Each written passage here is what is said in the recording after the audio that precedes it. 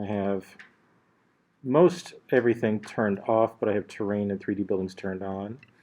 I have a SketchUp model open. This is the no trees version that's loaded on Canvas as a sample model for us to use to generate some imagery in the class. Please use your own model, or feel free to take part with this particular model. We'll cut some urban sections of this today. First thing we want to do is kind of hover through the area, take a look at the area that which we want to take a section of, and we'll spin the model along axis like so. We'll pick a spot probably. I need to pick a spot which there's plenty of surface parking for which to do this. We need to think about where we want to cut a section through. So if we start to think about an urban section that might cut through the majority of our proposed buildings, for this particular model, that cut would run right through this general area. If we cut through this particular parking garage and this development here, this block and this one, a cross-sectional view through all of these buildings would start to give us an opportunity to describe the different land uses that we have on the different floors in a cross-sectional view. I want to get a little bit of context with that, though. What I do then is I find our little orange person, this little orange person in the upper right of Google Earth. All of the street views will pop up, and I will drop my little orange person on Charles Street, probably at that intersection, like so. And it drops down. It'll go from the three-dimensional model to a fairly recent street level view. The date is down here on the bottom. This is from July of 2019. And if you go to the intersection of Charles and Walnut, it's been updated, but I actually had the good fortune of seeing the Google Earth car drive by last summer, so you might see me there. But I want a little bit of context for the background of this cross section. Even though this is a perspective, technically a perspective view, this gives us a tree line and some massing for us to drop in behind our urban section. I just want a little bit of this view here to drop in the background of an urban section, just to give a sense of how our proposed development falls into context. We would do this for perspectives as well. We'll do that later in our next class, but I just want a little bit of background context in which to drop in the background. So we can export this view. We'll go to File, Save Image. I will turn off all of these options, title, scale compass. We don't need any of that stuff. I'll select the highest resolution, which is a 4800 pixel wide image. Save that image. That's a higher pixel rate than what a screen cap would give us. So I'm just going to type in cross section background.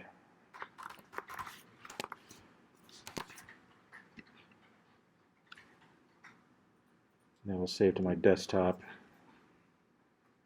or downloads folder. It takes a minute or so for it to download. While that's downloading, I'll go over to Sketchup, open up this window, and start to think about where I want this section to be cut. So I will zoom in a little bit further, get down here, and again I want this section cut to go through several buildings. So I probably will pick midway with this building here. I'll get down pretty close to street level view, pick up a little area right next to this building here. I'll pick up the pencil tool, and I'm just going to make a tiny little billboard. Just a tiny little sign, little billboard or sandwich board, whatever you want to call it. Just a little thing that is standing next to this building that will represent not the corner of the building, but kind of midpoint through that building. that's where I'm going to take this section cut.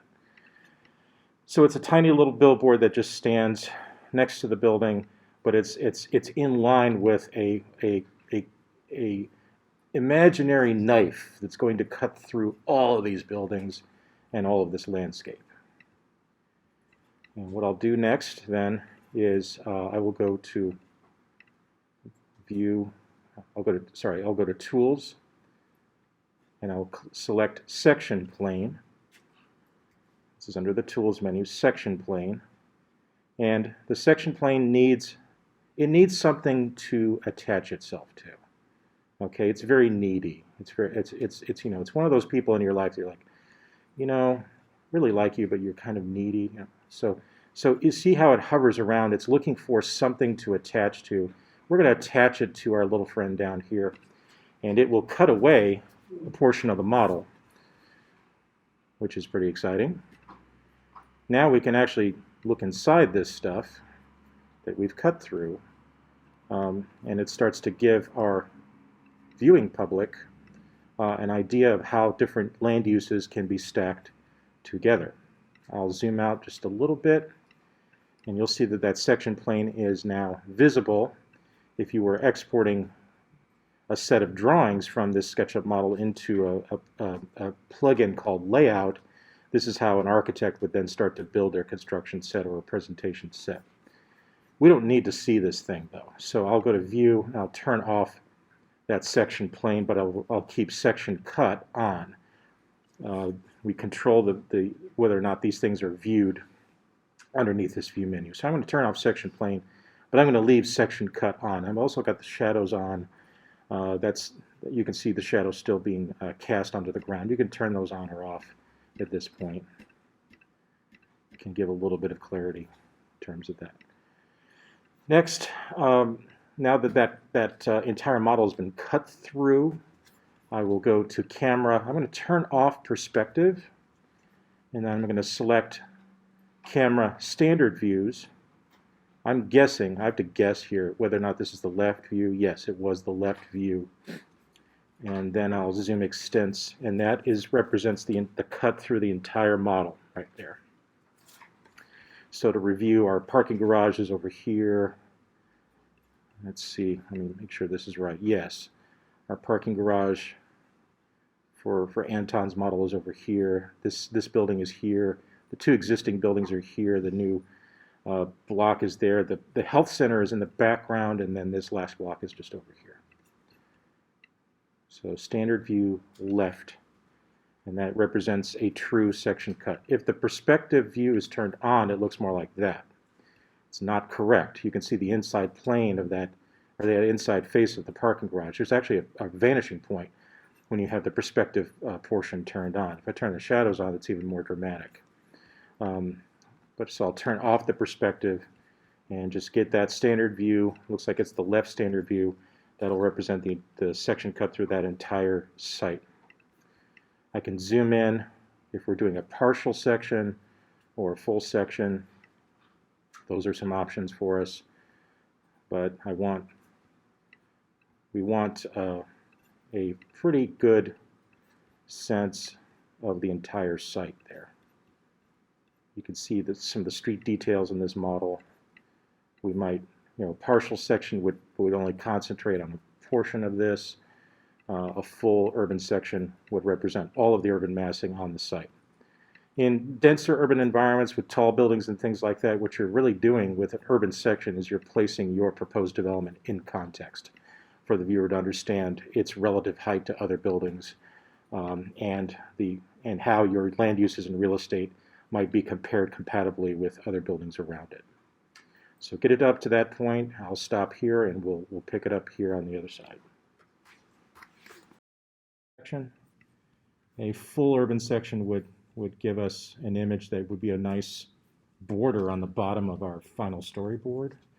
A partial section would give more detail on the ground level, understanding the relationship of open space to the clinic and to our proposed land uses. So cut as many sections as you think are necessary in your final presentation, your final module, just so you know that you can cut as many as you want, just in terms of of how you're showing your relationship to existing buildings and to proposed land uses. I'm going to pick this section though because this is on Anton's model. This is a pretty critical part.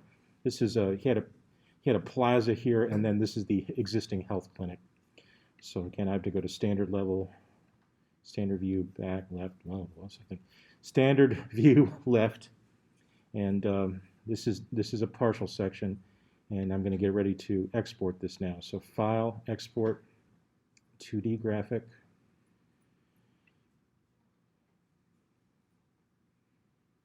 This is going to be a portable network graphic again. Export this to the desktop. Portable network graphic. Options. And again, I want a fairly big file, 7,000 pixels, and a line scale multiplier of 0.5 with anti-aliasing and a transparent background selected. So this is how I typically export everything now. Something that's bigger than the background image that I have. The background image I'll have is 4,800 pixels. Line scale multiplier of 0.5. It makes these thick black lines a little bit thinner. And I always have a transparent background. So I will start to export this now. Give it a name.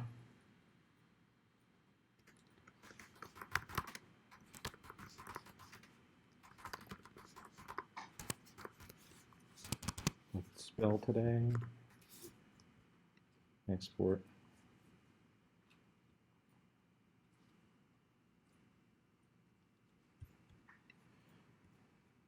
And that now gives me an exported view that will complement some of this. We'll take this into Photoshop now, and we'll start to groom it so that this becomes part of our background. So we'll open Photoshop next.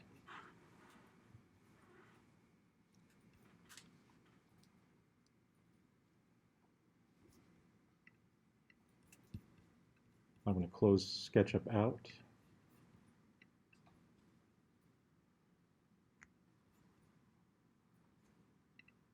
And we just need to groom this image so it's something we can actually use.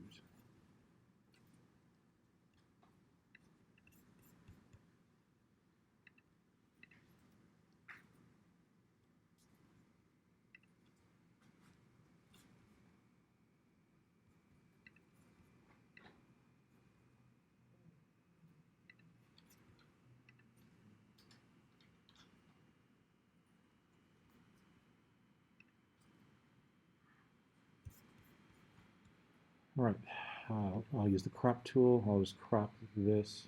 Oops. Crop this up like that.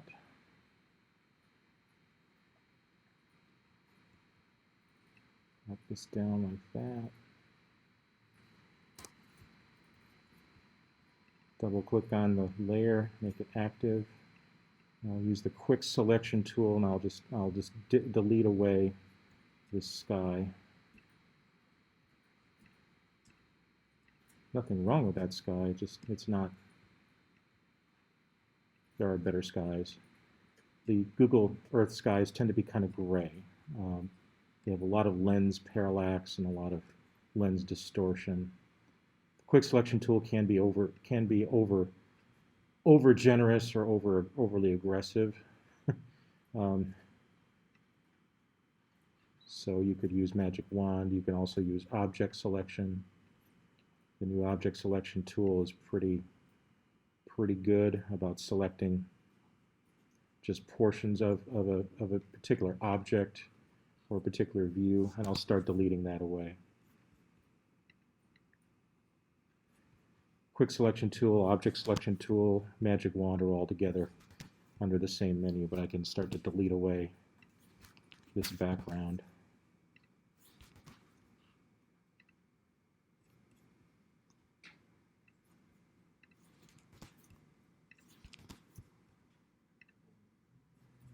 And it is a little bit aggressive there. It's picking up that side of the clinic, so what I can do is just cut away with a polygonal lasso, or sorry, polygonal lasso, Caribbean.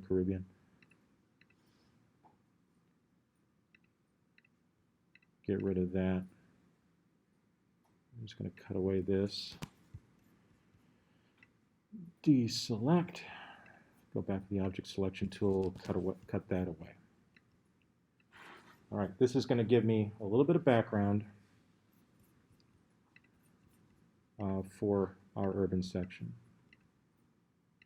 Suburban lots and things like that, you often want a tree line in the background. In this urban setting, I want the background of the clinic to be fairly visible. I'm just going to try that and see how that works for us. When that's done, I'll save this as a PNG file that will preserve the transparency of the background. That's as a copy.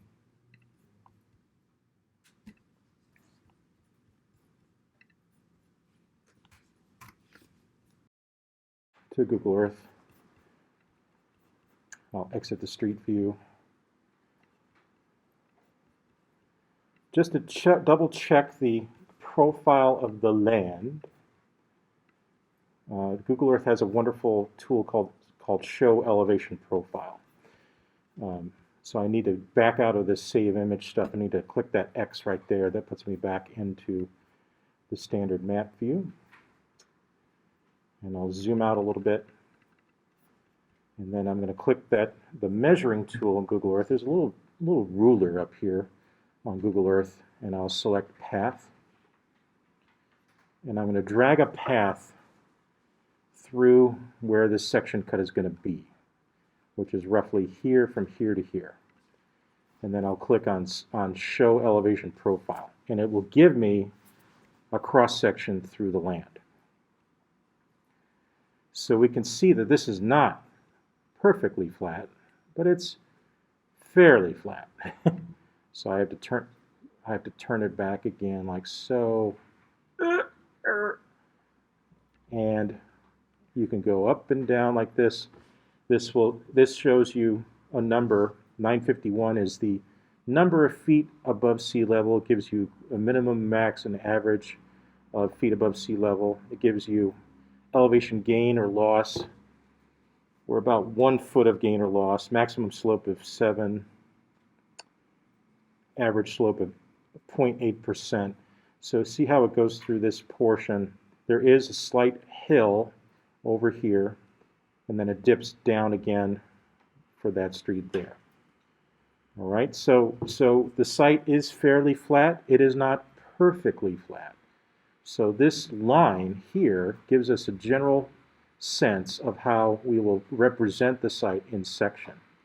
If we were working elsewhere in Muncie on the river or otherwise, it would give us a much more dramatic elevation profile.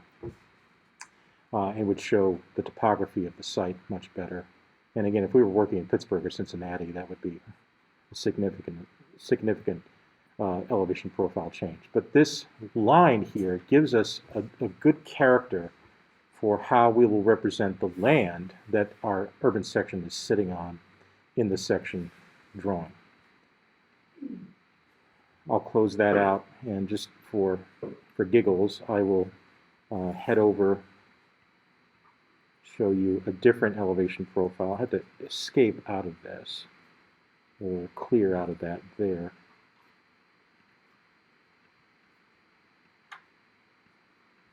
Hello? There. Okay. So just to give you a comparison, I'll come over here to the river. Take me to the river. And draw a path on the river, and we'll see a very different elevation profile. See that difference? So top of levee situation, water, embankment, very different elevation profile just over here at the river. And so this is a nice guide for us to understand some average spot elevations along this path, so that we can understand this is the top of White River Boulevard, this is the beginning of the levee, this is where the bike path is, this is water level, and then a very steep embankment here on the south side of the river. So this elevation profile tool is extremely helpful for understanding the path of the land or the character of the land that we're sitting on. Fun fact, there's some controversy this week about a YMCA being possibly proposed for construction on this site right here, and anyone who develops this site further should know that it's a bull. It's a bull. It's because it's behind the levee. So anyone developing this site further should consider stormwater issues and runoff issues from a parking lot or a building into the neighboring homes. All good things to think about as one moves forward if they wish to develop that portion of Tui Park into a brand new YMCA for the community. Okay.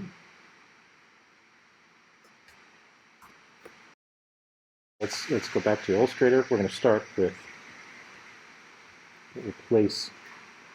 I'll replace my sky. So my downloads folder.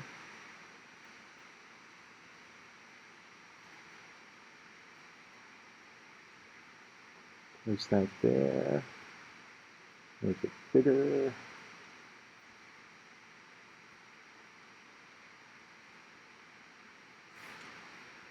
I can change the opacity right here in Illustrator. I'll slide down that opacity so that it's not an overbearing sky. A lot of folks in my other class, we place the sky and it's just so dark. It's so blue.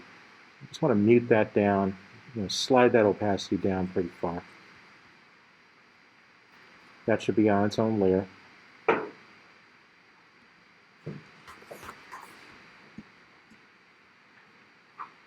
New layer. Next, I want to place our cross-section background. That should be on its own layer. That.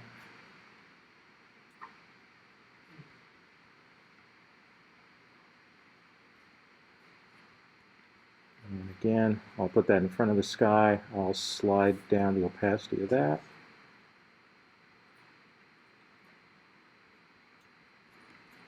And next, I'll cut. It should be on its own layer. New layer. Place that.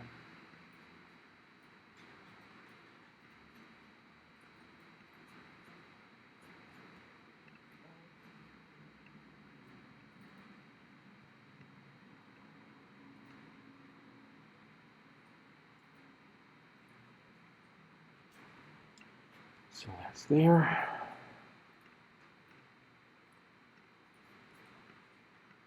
Move this a little bit.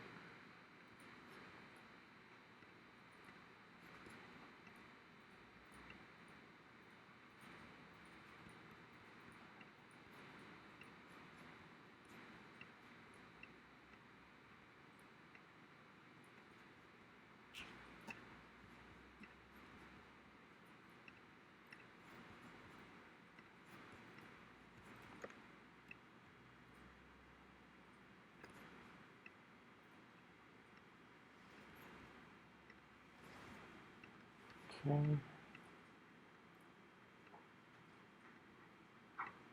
Move that up a little further. Get that into place.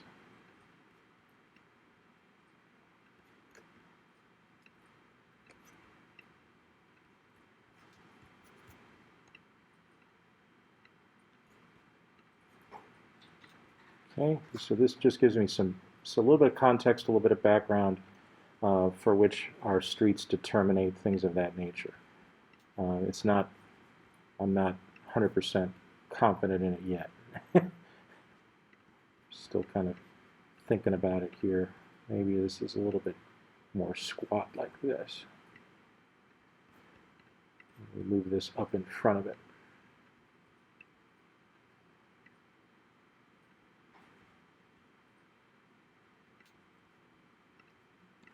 Okay, so those are 3 layers now. New layer. We're going to call this the ground plane. I'll just call it ground. It's a big box, big thick box. It'll sit in front, like so. And I'll give that a gray color. It can be a set gray. It can be from your color swatches. It can be from your color menu or your preferred color selection.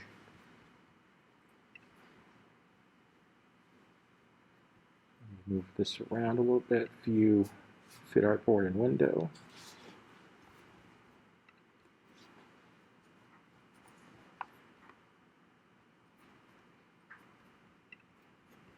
New layer. I'm calling this the cut line. So this will be, we'll use the pen tool for this, and the thick black line that represents the cut through the earth. Section cuts tend to have really thick black lines that represent that cut through the earth that gives something for all the buildings to sort of stand on. And pick a stroke weight, nice and thick, and I'll plot a pen tool that represents the profile of the earth that we saw. It's a slight hill and just a slight drop off there. That line is already a compound line, so I can bump that up that line there with extra stroke weight. Bump that up to like 20 points or so. Make that a nice thick line.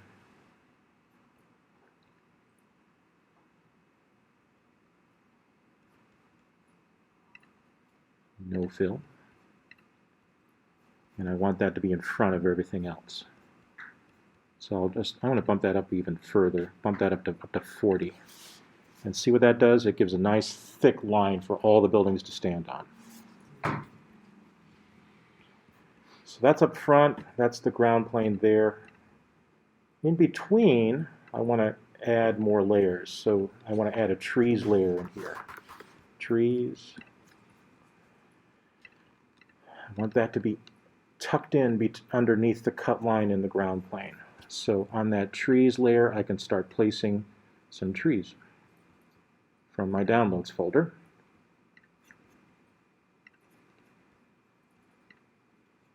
They're going to come in fairly big. You just have to scale them down.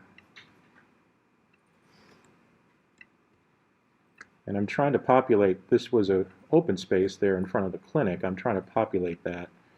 We've got our existing tree in the background. That's nice and thin. I just want to start populating this open space. And each tree, as you place it in Illustrator, you can change the opacity to give the impression of distance.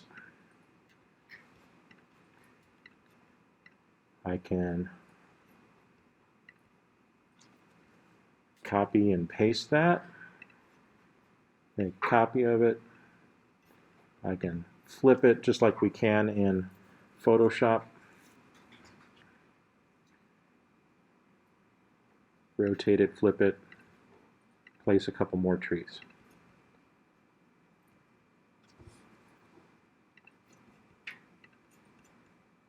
These are tucked in.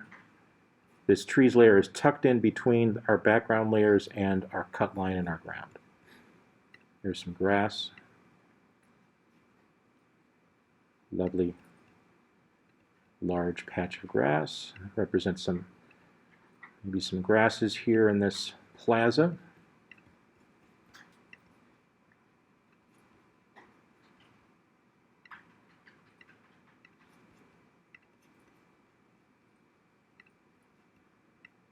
Some smaller street trees. Less mature, juvenile trees. on our street. Got those tucked in between our buildings and the ground plane.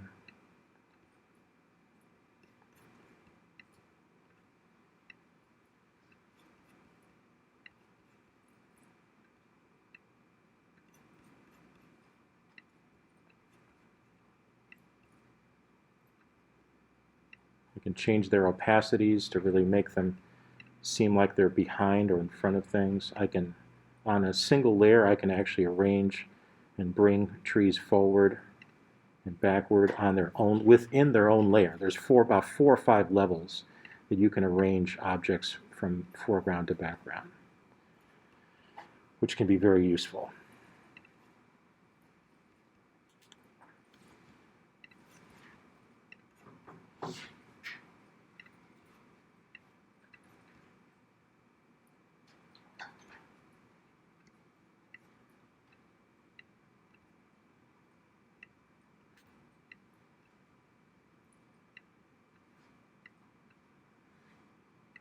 I'll just place a variety of trees to really start to populate this thing. Maybe I want that back, so I'll go to Object, Arrange, Send to Back. It will send that tree. It will not send it to a different layer. It will send it within its own layer. There's about 4 sub-layers in Adobe products within a layer. This works for primarily in Illustrator, but you can start to give an impression of foreground, middle ground, and background if you just change the opacity of these trees and place them in front of each other or behind each other within the context of that one layer. Bunch of trees and made them fairly small. I think I still have those handy. They might be handy. They may not be handy. It's possible.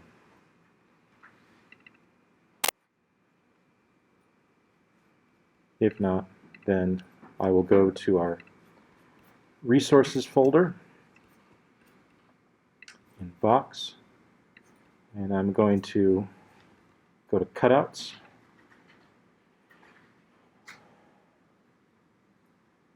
Let's see, not Cutouts. Backgrounds. Fields and Skies. There's a bunch of different skies uploaded here. There's sets from a graphics package that I purchased, and then there are some that I just shot with my iPhone in past years that are more Muncie-centric, Muncie-appropriate. They're just under 2 megabytes, so they work. But Indiana skies are not unique, but they are special. So if you want a sky that accurately portrays where you are, the angle of the sun, the nature of the clouds, the textures of the lawns, just grab your phone and start shooting different things that you can use in cutouts. Could be paving, could be grass, could be skies. They're very context appropriate because the Google Earth skies, there's lens parallax and there's distortion, and so they don't look very brilliant. If we go into the set is from an artist in Thailand, so those are Thai skies and Thai fields. Some nice dramatic clouds and things of that nature, but they are more South Asian centric. Some good dramatic clouds and stuff like that, but the best bet, I mean, that's really nice, but so you could very well take this sky from this particular image and bring it in. These are just under 10 megabytes, so they're pretty high resolution images. But again, they're not necessarily, I mean, they're more context appropriate for a different part of the world. So it's always good to use skies that are from the context that you're working in. And then I will download a number of trees from our cutouts library.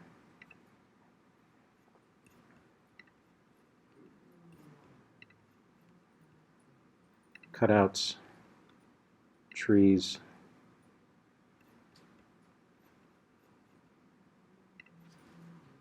All of them are PNGs, so they can be previewed with this gallery view, so you can go back and forth between gallery view and list view. In the box, you can change the size of the preview icon, get a good preview in terms of what each of these trees can do. So I'll just start downloading those.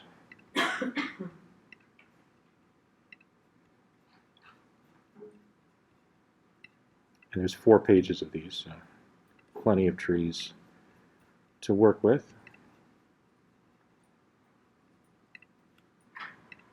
Just as we did last class.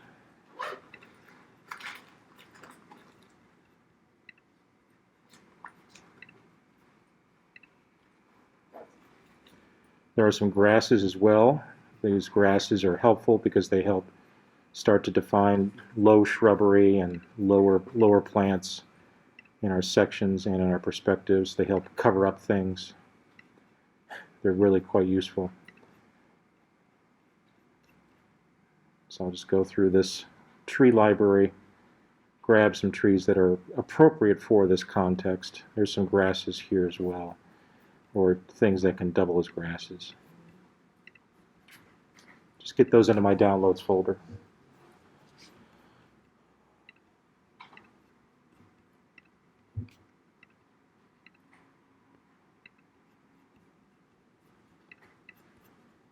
All right, we've got our sky downloaded.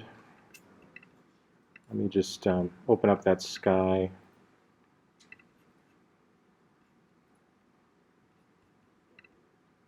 Downloads folder. We don't need the rice field, we just need the sky, so I'll just crop that down to there. Save that.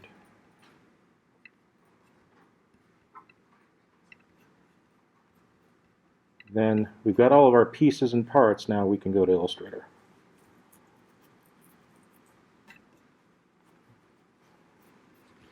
All right, so I'm going to make a new artboard.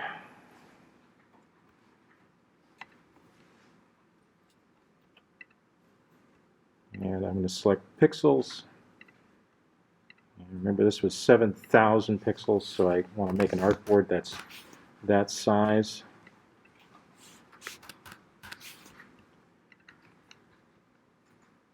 .300 DPI, fairly big file, but it's an artboard that will accommodate the imagery that we're working with. About like that, and then I will turn on the grid, show the grid. I'll stop there. Another layer in there. We're going to diagram the land uses. So I'll make a box. This is on top of the trees. Maybe it should be below the. It is where it is. It is what it is. All right. So I'll make a box. It has fill and it has stroke. So I'll give it a black stroke. Give that a fairly good 10-point stroke, and I'll pick a light tan.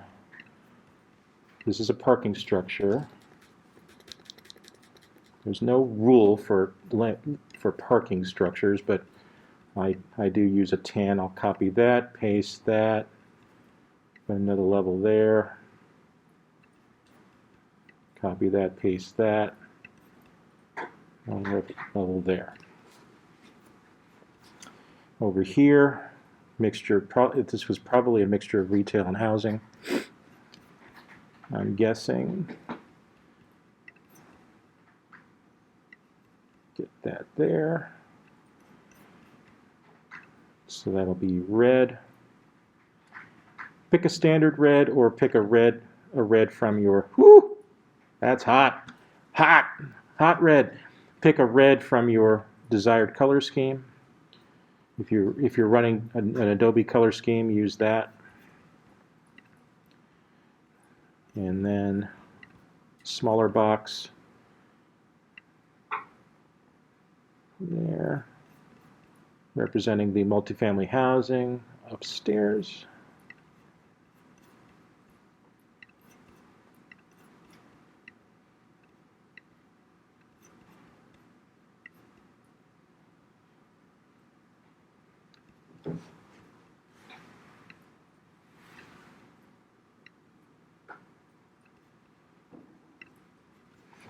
Okay.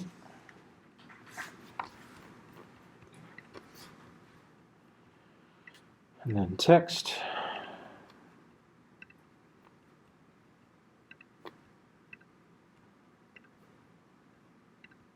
You'll want a compatible font. You can label this in InDesign later, or you can label it now.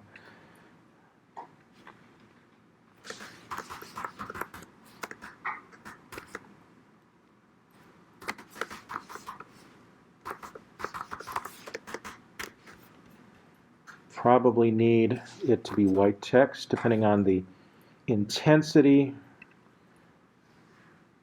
of your color.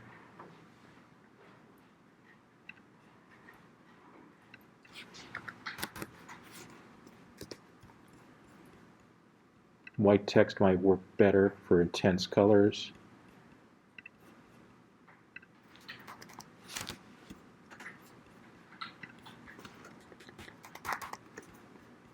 I can center that like so.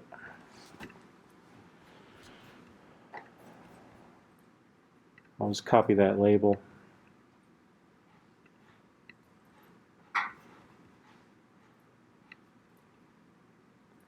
Center that.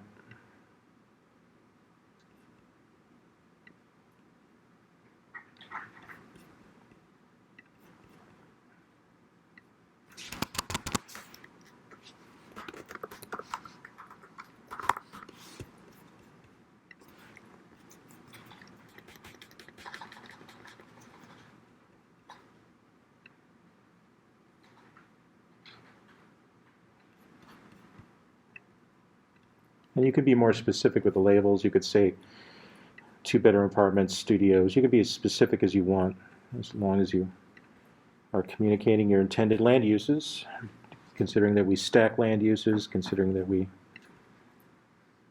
have some variations in that.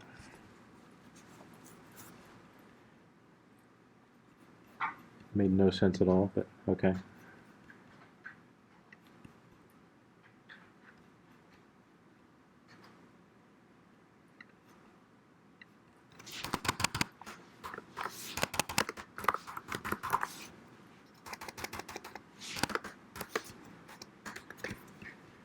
This probably needs to be black text.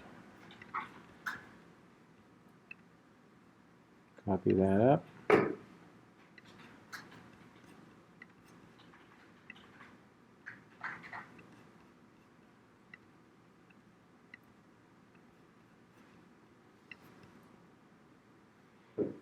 Illustrator will help you line up your text. Paste in place is a good trick because then it places exactly where the previous one was. Let's say, what if, we were to tuck in a little bit of retail into that first floor parking? We might do that. This is where we show it. Here in the section, this is where we show that little tuck in on that first floor facing this plaza. This is where we would show it. This section starts to talk about the stacking of land uses or the sharing of land uses within a massing. In the time of horizontal zoning, this was not necessary, but now we start thinking about mixed uses and stacking of uses. Sections become very, very powerful images for us to use. All right, I'll save that, and then I'll save that as an Illustrator file. It'll save all the layers. Muncie downtown section.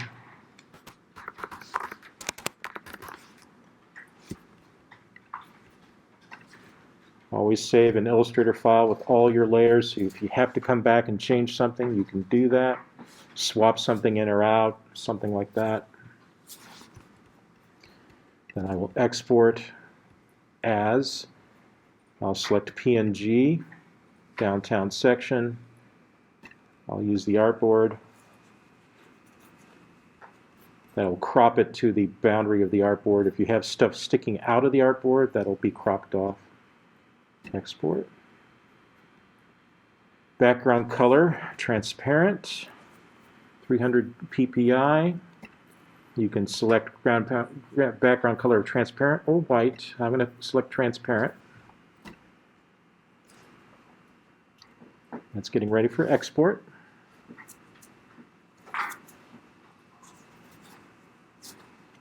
It's a big file, no worries. You can make it smaller in Photoshop, make a smaller version of it in Photoshop. But this is a fairly big file that's ready for printing onto a storyboard or in a pamphlet. Close out Illustrator, clear the clipboard. Then I'll just place it on a PowerPoint slide just to show what it looks like.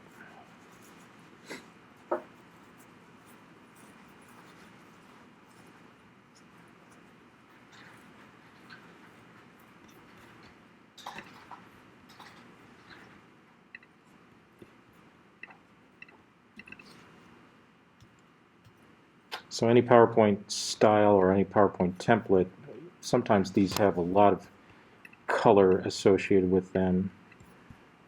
When you save, you export your Illustrator file as a PNG, it preserves all of the background.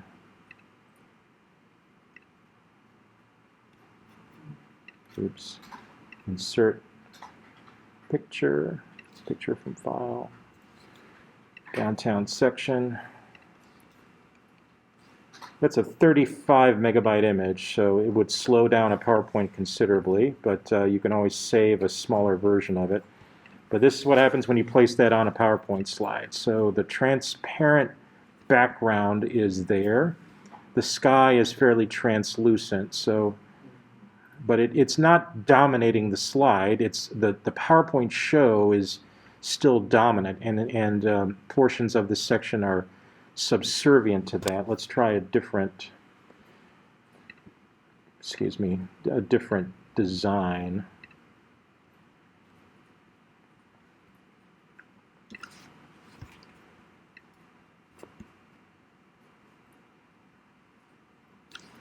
So PNG that has a translucent, transparent background will be very friendly to whatever PowerPoint slide design you choose. Okay.